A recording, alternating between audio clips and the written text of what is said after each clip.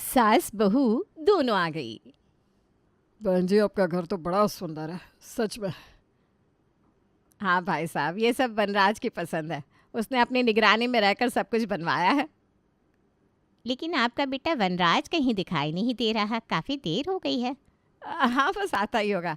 वो क्या है ना, सारी कंपनी वो अकेले संभालता है, इसलिए काफ़ी बिजी रहता है। आपकी बात तो सही है, लेकिन आज तो उन्हें लड़की देखने आना था, तो आज तो कुछ टाइम निकाल ही लेते। अरे बस आता ही होगा, रास्ते में होगा। मैं अभी शालिनी को फ़ोन करती हूँ। शालिनी? ये कौन है?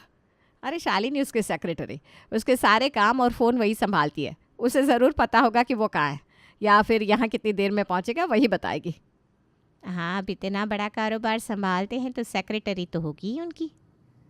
हेलो शालिनी, तुम दोनों कहाँ पहुँचे? लड़की वाले यहाँ इंतज़ार कर रहे हैं। अच्छा अच्छा, गेट पर ही हो तुम दोनों? ठीक है, आ जाओ। बस आ ही रहे, दोनों गेट पर है। जी जी। मनराज अपनी सेक्रेटरी शालिनी के साथ लड़की वालों के पास आता है। वो सूट पहने काफ़ी हैंडसम लग रहा था, जिसे देखते ही तुलसी शर्माने लगती है। मुझे माफ़ कर दीजिए, मुझे आने में देरी हो गई। वो क्या है ना, एक ज़रूरी मीटिंग आ गई थी। अरे कोई बात नहीं, हम समझ सकते हैं। आप इतना बड़ा कारोबार अकेले संभालते हैं तो। ये है मेरी सेक्रेटरी शालिनी। नमस्ते। नमस्ते। मैं तो कहती हूँ हम आपस में बात करते हैं और लड़का लड़की को आपस में बात करने देते हैं। जी जी, बिल्कुल आपने सही कहा। तुलसी, जाओ वनराज से बात कर लो, जाओ बेटा। वनराज जाओ, तुलसी को हमारा घर दिखा ला, और जो भी तुम्हें एक दूसरे से पूछना है पूछ लेना, ठीक है? शर्माना नहीं दोनों, ये तुम दोनों की पूरी ज़िंदगी का सवाल है। शालिनी, वो पेपर देना। जी सर। आइए तुलसी, इस तरफ चलते हैं। जी। वनराज हाथ में पेपर लिए तुलसी के साथ अपने घर के गार्डन में जाता है और पेपर में देखते हुए तुलसी से पूछता है, आपको खाना बनाना आता है? जी, मैं सब कुछ बना लेती हूँ। ओके ठीक। अच्छा, आपको पता है मैं कितना बिजी रहता हूँ? आपको कोई दिक्कत तो नहीं है ना कि मैं आपको ज़्यादा वक्त नहीं दे पाऊँ तो? मैं कोशिश करूँगी कि मैं आपके काम में आपको डिस्टर्ब ना करूँ, लेकिन आपको भी कोशिश करनी होगी कि आप अपने जीवन साथी को ज़्यादा से ज़्यादा वक्त दे पाए। Correct answer. अच्छा, अगला सवाल। आप सच में पूरा क्वेश्चन पेपर लेकर आए हैं क्या मेरे लिए? वो क्या है ना, मुझे आदत नहीं है लड़कियों से बात करने की, तो समझ में नहीं आ रहा था कि आपसे कैसे बात करूं, तो शालिनी से ये सवाल बनवा लिए। सॉरी, मतलब अगर आपको बुरा लगा हो तो। नहीं नहीं, मुझे तो अब बहुत क्यूट लगे। मुझे भी। वनराज का अलबेलापन तुलसी के मन को भा गया था और वनराज भी तुलसी की सादगी पे मोहित हो गया था। दोनों ने एक दूसरे से शादी के लिए हाँ कर दी। तुलसी के माता पिता भी बड़े खुश थे कि उनकी बेटी की शादी एक होनहार लड़के से और अच्छे खानदान में हो रही थी। अरे हमारी बेटी के तो भाग्य ही खुल गए, इतने अच्छे घर में उसकी शादी हो रही है। सच में हमारे होने वाले दामाद वनराज का कितना नाम है, पूरी कंपनी अकेले संभालते हैं। तुलसी को देखो कितना शर्मा रही है, देखो तो। जब से रिश्ता हुआ है तब से इसके चेहरे की रौनक ही अलग है। अरे वहाँ तो वनराज उसे बहुत खुश रखेंगे। मैं आती हूँ। देखो देखो, शर्मा आ गई। अपने घर में शादी की बातें सुन तुलसी शर्मा कर अपने कमरे में आ गई थी और वनराज से बात करने के लिए उसने वनराज को फ़ोन लगाया। हेलो हेलो, आप कौन बोल रही हैं? मैं शालिनी बोल रही हूँ, वनराज सर की सेक्रेटरी। वनराज कहाँ है? ज़रा उन्हें फ़ोन दीजिए ना, मुझे उनसे बात करनी थी। सॉरी, इस वक्त उनसे बात नहीं हो सकती, अभी वो एक क्लाइंट के साथ मीटिंग में बिज़ी है। आपको कोई मैसेज देना है तो आप मुझे दे दीजिए, मैं उन्हें बता दूँगी। नहीं नहीं, ये हमारे आपस की बात है, मैं उन्हें बाद में फ़ोन कर लूँगी। ठीक है, जैसी आपकी मर्ज़ी, बाय। मैं क्यों बताऊँ तुम्हें कि मुझे अपने होने वाले पति से क्या बात करनी है? कोई बात नहीं, मैं उन्हें बाद में कॉल कर दूँगी। वनराज ज़्यादा बिजी रहता था, इसलिए तुलसी ज़्यादातर उससे बात नहीं कर पाती थी, लेकिन उनकी शादी का वक्त अभी अगले महीने ही आ चुका था, इसलिए तुलसी अब खुश थी कि शादी के बाद तो वो वनराज के साथ ही रहेगी। अरे तुलसी, क्या बना रही है? मम्मी, मैं हलवा बनाना सीख रही हूँ अखरोट का, जिससे शादी के बाद मैं माँ जी को और वनराज को अपने हाथों का सबसे स्वादिष्ट खाना खिला सकूँ। ये लो, हमारी बेटी तो अभी से अपने ससुराल वालों के बारे में सोचने लगी।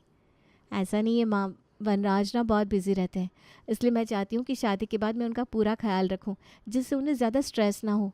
शाबाश बेटा, इसी तरह अपने पति की सेवा करना, इससे दोनों के बीच प्यार और बढ़ता है। जी मम्मी। आखिर तुलसी का इंतज़ार खत्म हो गया और वो दिन आ ही गया जब वो वनराज की दुल्हन बनकर देसाई निवास में आ गई थी। आज उसके वनराज के साथ पहली रात थी। वो घूंघट डालकर बैठी थी और वनराज कमरे में आता है।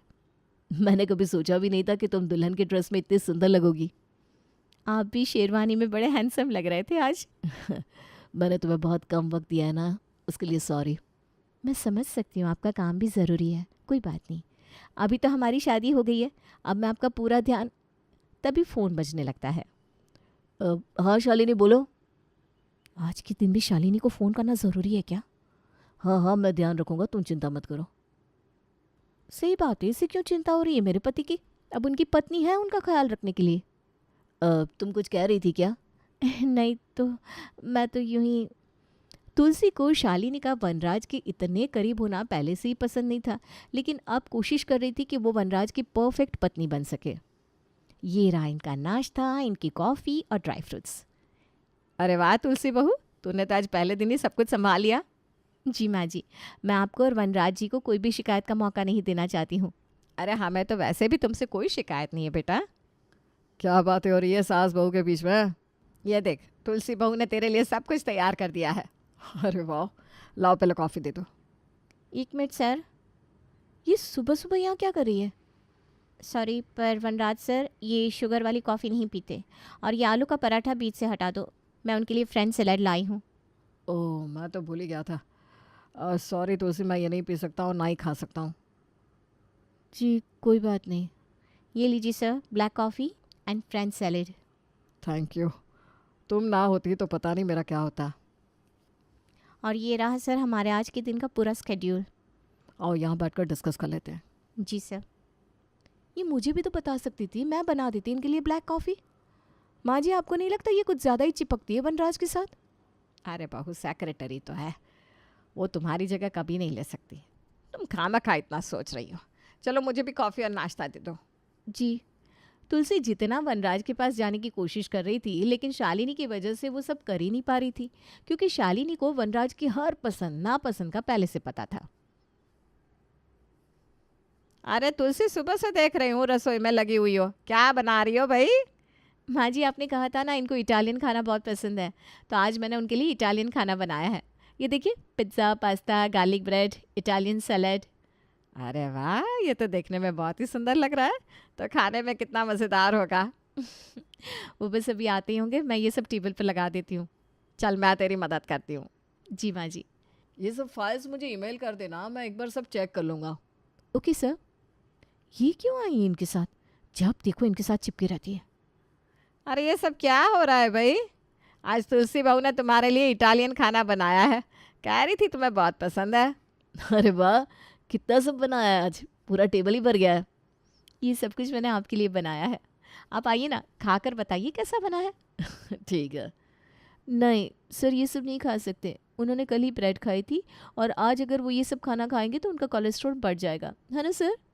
अरे हाँ, मैं तो भूल ही गया था, कल भी मैंने इतना भारी खाना खाया था। सॉरी तुलसी, आज मैं ये सब नहीं खा सकता हूँ।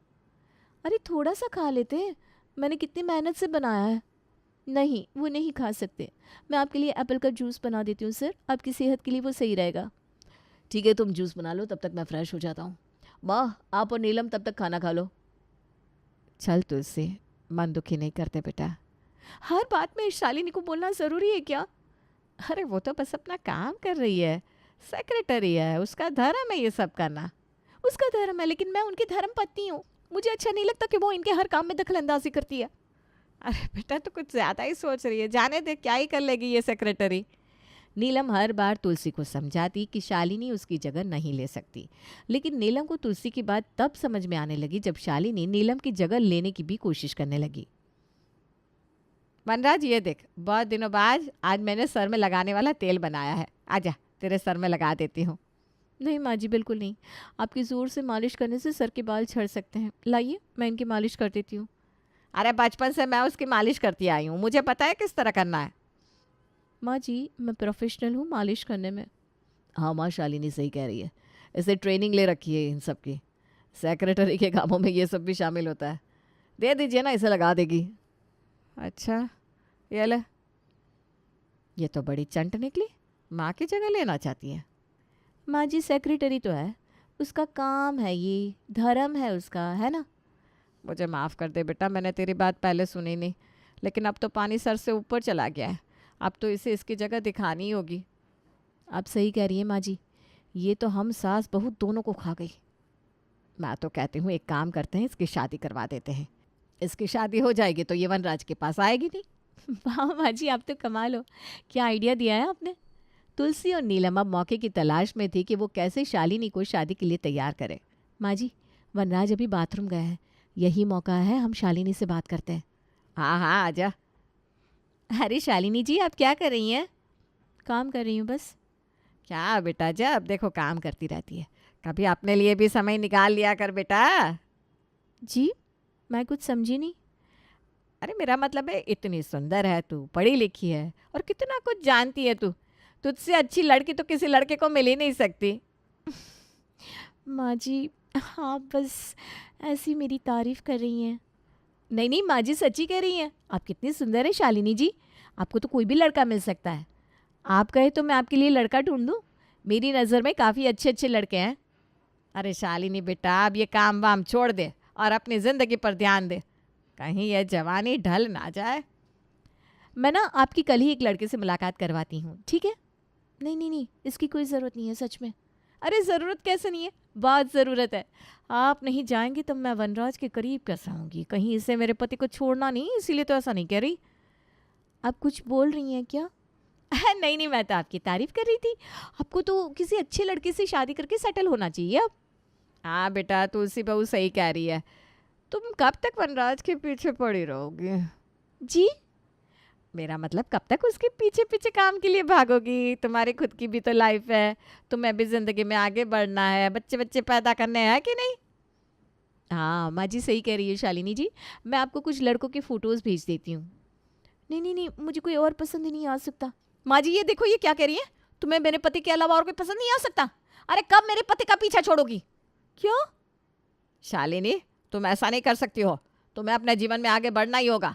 अब वनराज की शादी हो गई है, उसका खुद का संसार है। ये अब दोनों क्या कह रहे हैं, मैं क्यों वनराज सर के पीछे पड़ने लगी भला। तो फिर तुम क्यों कह रही हो कि तुम्हें और कोई पसंद नहीं आ सकता। क्योंकि मैं शादीशुदा हूँ, मेरा एक बेटा भी है 7 साल का, जो वनराज सर को मामा मामा कहता है। क्या, आप शादीशुदा हैं। आप लोगों को कोई गलत फहमी हुई है, मेरे लिए वनराज सर छोटे भाई की तरह है, इसलिए मैं तो छोटे भाई की तरह उनका ख्याल रखती हूँ बस। क्या, जिसे मैं सौतन समझ रही थी वो तो ननद निकली मेरी। क्या हुआ, आप लोग चुप क्यों हैं। हम दोनों मजाक कर रहे थे, है ना तुलसी। हाँ ननद जी, मेरा मतलब है शालिनी जी। अच्छा ठीक है, 1 मिनट, मेरे बेटे का फ़ोन आ रहा है, मैं आती हूँ। हाँ हाँ, जाइए जाइए आप। अरे हमने तो इसे गलत समझ लिया था। चलो अच्छा है, अब मेरा पति सेफ है, मैं खुश हूँ। तुलसी ज़रा यहाँ आना। जी अभी आई, देखिए मुझे बुला रहे हैं, अभी आती हूँ मैं। जा जा पगली। मैं भी चिंता मुक्त हो गई। चलो एक काम करती हूँ, अपने लिए भी तेल गरम कर लेती हूँ, शालिनी से मालिश करवा लूँगी। कह रही थी ना प्रोफेशनल है। वैसे भी इन सब में मेरा सर बहुत फट रहा है। अरे शालिनी बेटा, ज़रा यहाँ तो आना। नीलम और तुलसी तो चिंता मुक्त हो गए, लेकिन आप भी चेक कर लीजिए कहीं आपके पति की भी कोई ऐसी सेक्रेटरी तो नहीं है।